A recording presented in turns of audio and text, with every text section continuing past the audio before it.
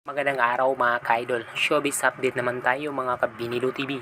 Pag-uusapan natin ngayon ang mga lalaking nagugustuhan ni Janine Gutierrez. Una ay ang kanyang boyfriend ngayon na si Paulo Abineo.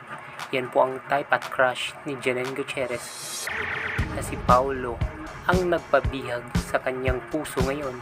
Kasunod dyan or pangalawa ay si Coco Martin ay ininudulo din ni Janine Gutierrez ang sikat na actor kasi super magaling mag-acting talaga si Coco Martin. Pangatlo na hinangaan ni Janine ay si Piolo Pascual at ang pangapat ay si Alden Richards. So yan po ang nagugustuhan ni Janine na magiging makatrabaho niya kung sakaling mapagbigyan sila ng project na magsama-sama ulit. So yun lang po mga ka-idol at salamat po sa panonood. Salamat.